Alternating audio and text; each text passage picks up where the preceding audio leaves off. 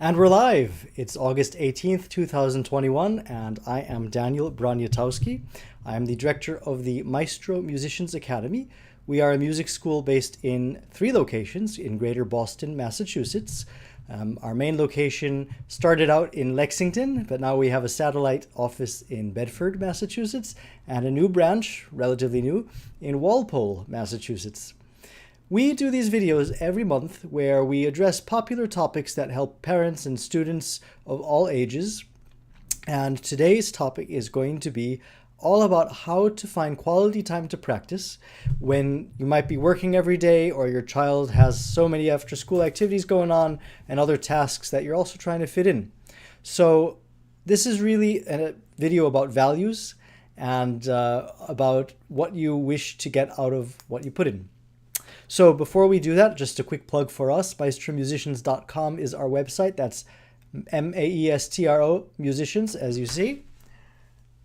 MaestroMusicians.com, and you can find out all about our different locations, and we'd love to hear from you. So as we are going on with our topic today, we're going to talk about what it is that you can do to either support your child or yourself. Let's start out by talking about intentions, because at the end of the day, you know, there's a very famous saying in marketing: strategy before tactics.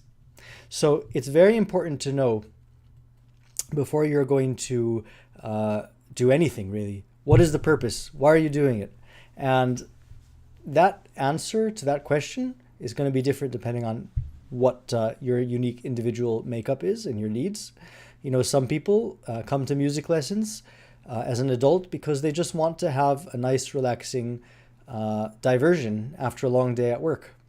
Other people want their children to learn something that's going to build their brain and help them to organize themselves in a way that they're able to figure out how to see a project from start to finish.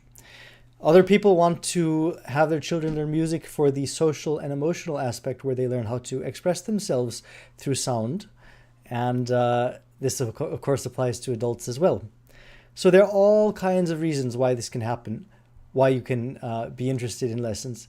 But the bottom line, and this goes for anything that's worthwhile, is that I'm not going to deny the fact that music is hard. Everything is hard that's worth doing.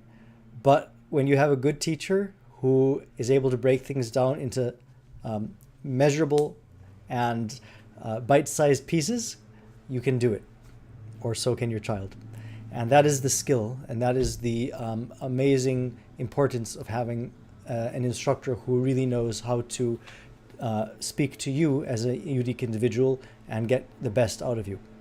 So let's talk about this topic. So if you are, let's start with adults, then we'll go on to kids. And pardon the lawnmower in the background if you can hear it. I think someone's mowing the lawn outside. Anyway, if you are an adult and you've signed up for cello lessons, could be anything, and you have a really, really busy schedule, you work hard, you might work long hours, you might also have a commute to the school, which, you know, understandably is inconvenient, especially when you're commuting to work every day. But this is worth it for you because you really love the teacher and you love the sound of the instrument and you want to learn. So what do? Well, the more you can have a routine every single day just to have contact with your instrument, the more you're going to grow and learn. And you have to kind of put yourselves in the mindset of a child, because one of the things about kids that's really amazing, not every kid, but I would say a great majority, is that until about the age of 5 or 6, you can leave kids on their own, at least a lot of kids, and they will teach themselves. They'll figure out how to do things in a way that really is important to them. Now, a 2-year-old's not going to necessarily learn how to tie his or her shoes all by himself or herself. And, you know, eventually a 6-year-old or 5-year-old gets some kind of guidance as to how to do that. So, you know, there are times when, you know, you can only go so far with what you've got. But as an adult, you can take that same mindset and blow it on steroids. So here's what I mean. You already know instinctively, if you're a musical person, what sounds good, what doesn't sound good, what's in tune, what's not in tune. And if you don't know, that's fine. You've got your teacher there to help you. But with whatever amount of skill you have or don't have, you can capitalize on what your strengths are, so that every week you come back to your teacher and say, every day that I've practiced, I've really done my best in order to harness all of my natural ability based on what you've told me is the best way to express myself. So how do we do that? Well, teachers will give you exercises like scales. They'll give you maybe finger strengthening exercises, sound production exercises, all kinds of things that can keep you going and exploring. And where I'm going with this is that, you probably thought I was going to talk about routine and practice. That's all true, but I'm going deeper. What we have to do in a situation like that as adults is we have to take the next next level. If you have exercises that your teacher's given you, don't be afraid to be, an explorer. Don't get stuck in a straitjacket and feel, I'm only going to do these exercises. Have fun with the instrument. Play with it. Figure out what kinds of songs you can make up all by yourself, even if you just know 3 notes. Could be anything.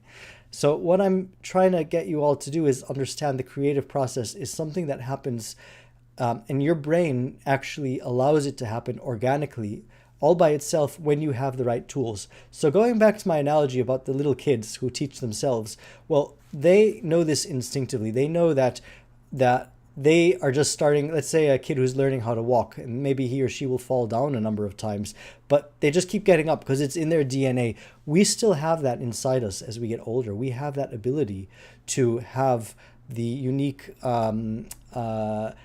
switch where we can turn it on and say, okay, I think it's time now to take this to the next level. And oh boy, this doesn't feel good in my body. I shouldn't do it this way. Or this feels really good. I think that I can do it many times and it's going to feel good. It's going to make a good sound and it's going to create something that is really pleasant to hear. So that's the goal. Let's talk about the routine part of everything now. So of course, none of this can happen if you just do it once a week.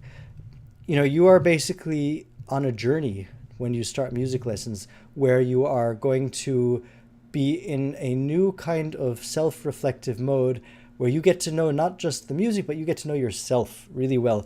You're developing a connection with your own body because, as I alluded to before, if something doesn't feel good, the very strong chances that it's not going to sound good as well. And you want to play with freedom and relaxed muscles and everything as you play. So now let's talk about the routine part. Again, give yourself, if you can, 5 days per week minimum. See if you can do 6. Give yourself 10 minutes a day minimum. See if you can do half an hour. I'm talking to the adults here. Ideally, would I like to see that you practice as long as your lesson? Like if you take a 45-minute lesson, you should do 45 minutes a day? Sure. But again, the topic is what you do if you've got lots to do.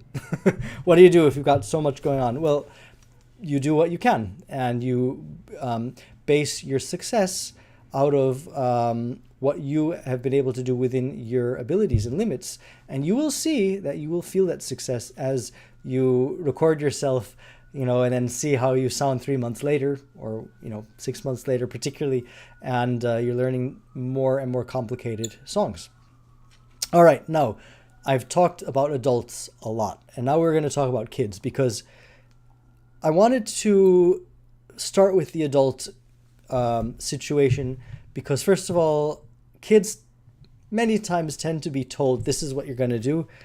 I'm paying for these lessons. You better practice. There's something to be said about that. I'm not going to knock that philosophy. We have an interesting obligation as parents.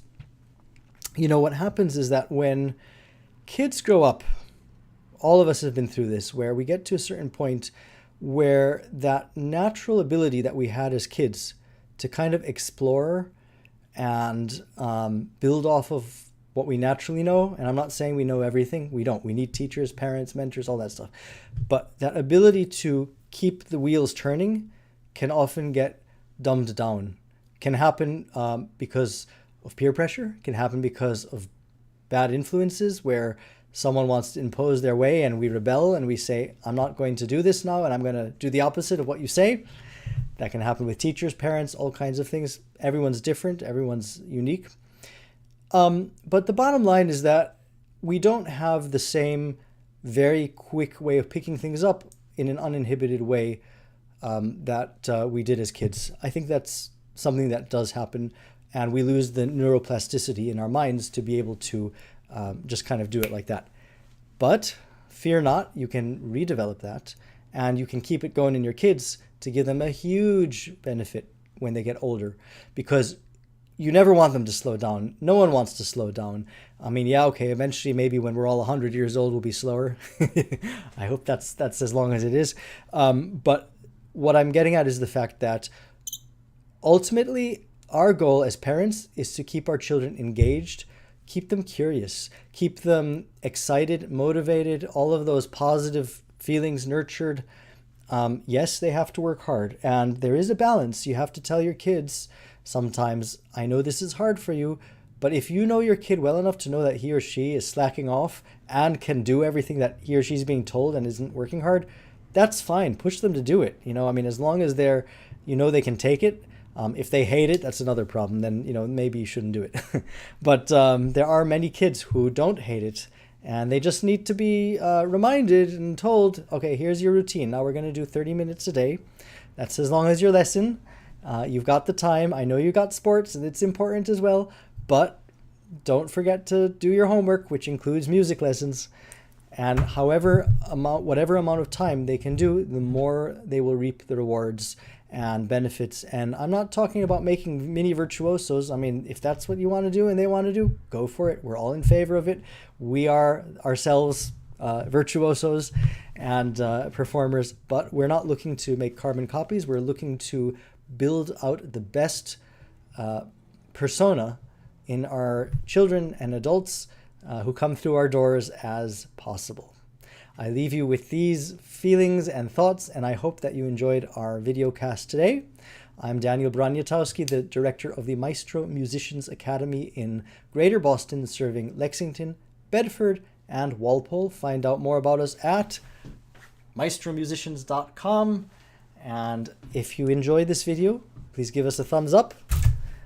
We love hearing from you, and we're always available for any kinds of lessons, whether in person or online, no matter how far away you are. Take care.